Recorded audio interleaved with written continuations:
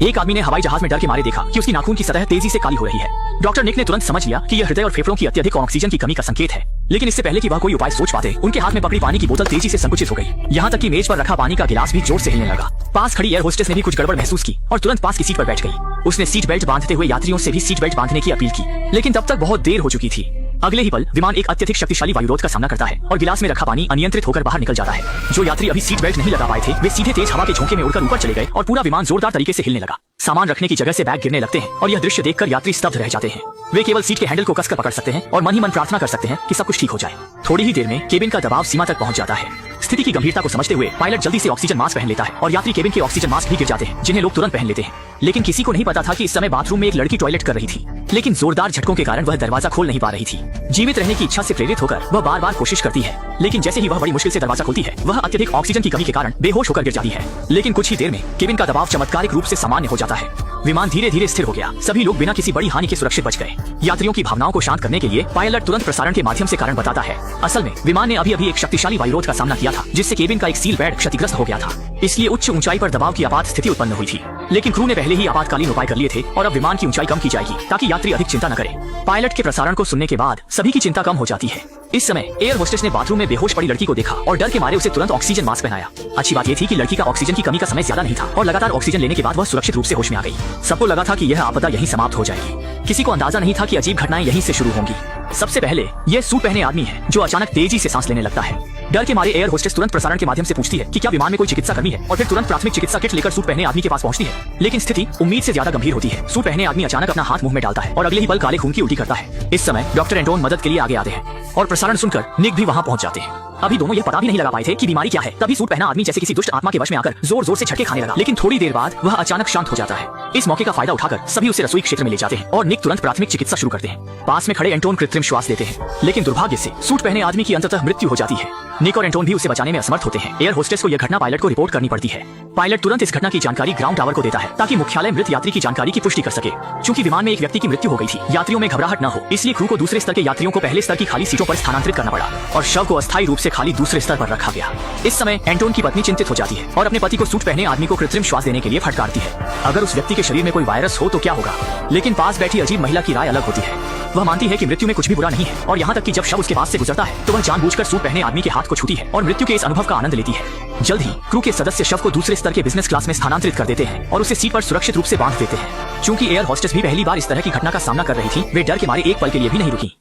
वे तेजी से दूसरी मंजिल से बाहर निकल गई। हालांकि उनके जाते ही एक लंबी बालों वाला व्यक्ति चुपके से ऊपर आ गया। असल में जब क्रू मेंबर्स ने शव को उठाया तो उसने अचानक देखा कि सूट पहने आदमी के हाथ में एक कीमती सोने की घड़ी थी। लालच में आकर उसने सोने की घड़ी चुराने का फैसला किया, लेकिन जब उसने बड़ी मुश्किल से घड़ी उतारी तो वह तुरंत वहां से नहीं गया। उसकी हिम्मत इतनी बढ़ गई कि उसने अपने मोबाइल से कैमरे के सामने अपनी चोरी की गई चीज का दिखावा किया, यहाँ तक कि मृतक का अपमान भी किया। लेकिन उसे जरा भी एहसास नहीं हुआ कि शव का सिर धीरे धीरे उसकी ओर मुड़ रहा था। इसके बाद उसने खुद को मुसीबत में डालते हुए उसने ढक्कन उठा दिया। अगले ही पल शव अजीब तरीके से खड़ा हो गया। इसने लंबी बालों वाले व्यक्ति को इतना डरा दिया कि वह चीख पड़ा।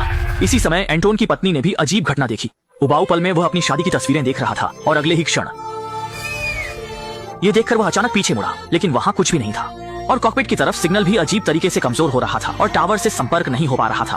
कप्तान को एक अनहोनी की आशंका हो रही थी और इस तरफ निक भी अजीब घटना का सामना कर रहा था। सीट के सामने वाली स्क्रीन पर अचानक से दृश्य बदल गया और उसमें इसी विमान के पंख का दृश्य दिख रहा था। उसे स्पष्ट रूप से दिखा कि वहाँ एक मानव जैसी आकृति उसे एक तक घूर रही थी। निक के प्रतिक्रिया देने से पहले ही उसकी पत्नी ने उसे रोक दिया। ठीक है, हाँ, लेकिन जब उसने फिर से देखा तो स्क्रीन अचानक से सामान्य हो गई और इस तरफ एयर होस्टेस ने भी एक अजीब दृश्य देखा।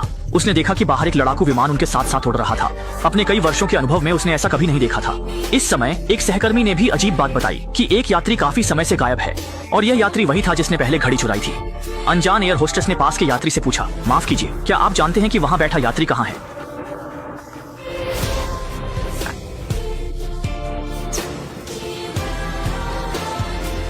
Upstairs? यह सुनकर एयर होस्टेस बहुत हैरान हुई क्योंकि ऊपर की बिजनेस क्लास में कोई नहीं था। अब वहाँ केवल एक मृत शरीर ही बचा था। हालांकि यह स्पष्ट नहीं था कि लंबी बालों वाला व्यक्ति दूसरी मंजिल पर क्या कर रहा था, लेकिन पेशेवर जिम्मेदारी के तहत दोनों ने हिम्मत जुटाकर ऊपर जाकर जांच करने का फैसला किया। लेकिन उन्होंने दूसरी मंजिल के हर कोने की तलाशी ली, फिर भी लंबी बालों वाले व्यक्ति का कोई निशान नहीं मिला। और सबसे डरावनी बात यह थी कि सीट पर बंधा हुआ शव भी गायब हो गया था। अंधेरे माहौल ने उन्हें ठंड से कंपा दिया। एयर होस्टेस ने इस अजीब घटना की रिपोर्ट कप्तान को दी। कप्तान ने सुनकर उन्हें शव को ढूंढने का आदेश दिया, अन्यथा जब विमान उतरेगा तो पूरे क्रू को कड़ी सजा मिलेगी। लेकिन उन्हें यह नहीं पता था कि इस समय एक लड़की जो बाथरूम में थी भी भयानक घटना का सामना कर रही थी। उसके पैरों के नीचे अचानक से सफेद धुंध फैल गई और ऊपर की लाइटें भी झिलमिलाने लगीं। उसके प्रतिक्रिया देने से पहले ही धुंध में से एक काली हाथ निकल आया और उसे अंधेरे में खींच लिया। चूंकि विमान के शव और कुछ यात्री अचानक गायब हो गए थे, एयर होस्टेस अब और नहीं बैठ सकती थी। अब वे केवल कोने कोने में छानबीन कर सकते थे, इस उम्मीद में कि शायद कोई छोटा सा सुराग मिल जाए। लेकिन पूरे विमान की तलाशी लेने के बाद भी कुछ नहीं मिला। इस समय डॉक्टर निक को अचानक याद आया कि यह सारी अजीब घटनाएं उसी सूट पहने आदमी की मौत के बाद शुरू हुई थी। उसने अनुमान लगाया कि सूट पहने आदमी के पास जरूर कोई छुपा हुआ रहस्य है। एंटोन की पत्नी ने भी यह सुनकर सहमति जताई, क्योंकि उसने भी अजीब छाया देखी थी और इस सब की जड़ को समझने के लिए सूट पहने आदमी की पहचान जानना जरूरी था। कुछ लोगों ने तुरंत सहमति जताई और काम शुरू कर दिया। सबसे पहले उन्हें उस व्यक्ति की पहचान जाननी थी, इसलिए उन्होंने चुपके से सूट पहने आदमी का सामान ले लिया। उन्हें लगा कि कोई नहीं देखेगा, लेकिन पता नहीं था कि आगे की पंक्ति में बैठी अजीब लड़की ने सब कुछ देख लिया था। बैग को खोलने पर उन्होंने पाया कि उसमें बहुत सारी कांच की ट्यूब्स थी, जिनमें कुछ बाल भी सील किए हुए थे। सबने सोचा कि शायद वे किसी श्राप के शिकार हो गए हैं और यह श्राप उसी सूट पहने आदमी ने डाला है। लेकिन इसे कैसे तोड़ा जा सकता है? जब सब लोग असमंजस में थे तो अजीब लड़की एक लकड़ी का बॉक्स लेकर अंदर आई। उसने देखा था कि सूट पहने आदमी ने बॉक्स को अपने पैरों के पास रखा था और वह उस बॉक्स का बहुत ख्याल रखता था, इसलिए उसने सोचा कि शायद इसमें कोई रहस्य छिपा हो। लेकिन जब वे जबरदस्ती ताला खोलने की कोशिश कर रहे थे तो एयर होस्टेस आकर उन्हें रोक देती है। सबने समझाया कि वे अजीब घटना की जड़ जानना चाहते हैं, लेकिन एयर होस्टेस ने सख्ती से मना कर दिया, यह मानते हुए कि निक और अन्य लोग दूसरों की निजता का उल्लंघन कर रहे हैं और किसी भी हाल में सहमत नहीं हुई। वे अपनी जांच जारी रखते हैं। सबने सुनकर निराशा से वहां से चले गए। अच्छा हुआ कि निकलने से पहले निक ने बॉक्स को चुपके से ले लिया। अजीब घटना के स्रोत को जानने के लिए उसने बॉक्स को जबरदस्ती खोल दिया और उसमें एक अजीब गुड़िया निकली। उसमें विस्तृत निर्देश भी थे।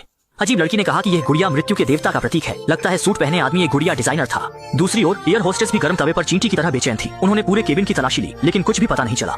अचानक उसे याद आया कि एक जगह अभी भी नहीं देखी गई है और वह है विमान का कार्गो होल्ड, जहाँ चेक इन सामान रखा जाता है। थोड़ी देर सोचने के बाद उसने अकेले ही नीचे जाने का फैसला किया, जबकि उसका साथी केबिन के दरवाजे पर पहरा देने के लिए रुका ताकि कोई अप्रत्याशित स्थिति न हो। लेकिन एयर होस्टेस जैसे ही नीचे पहुंची, विमान में एक और झटका आया। उसे जमीन पर गिरा दिया और एक सूटकेस उसके ऊपर गिर गया। जब उसने ध्यान से देखा तो पाया कि यह वही सूटकेस था जो मर चुके सूट पहने आदमी का था। उत्सुकता से उसने देखने का फैसला किया कि इसमें क्या रहस्य छिपा है।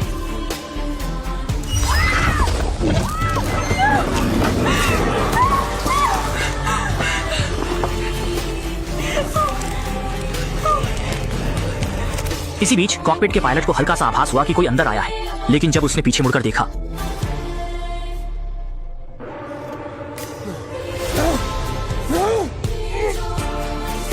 और इस तरफ उसके साथी ने भी डर के मारे देखा कि कार्गो होल्ड के नीचे से सफेद धुंध उठ रही है और अगले ही पल वह लुढ़कते पलटते हुए दूसरी मंजिल पर भागा, लेकिन सफेद धुंध भी उसके पीछे पीछे आ गई। जल्दी ही वह एक बंद रास्ते में फंस गया, लेकिन अनहोनी तरीके से सफेद धुंध अचानक वापस चली गई और आवाज सुनकर निक और बाकी लोग ऊपर देखने आ गए। उन्होंने जो देखा वह उनके लिए जीवन भर के लिए अविस्मरणीय था। एक काली हाथ ने एयर होस्टेस को अंधेरे में खींच लिया। यह दृश्य देखकर सब लोग डर के मारे इधर उधर भाग गए और जल्दी से कॉकपिट में पायलट की मदद मांगने पहुंचे।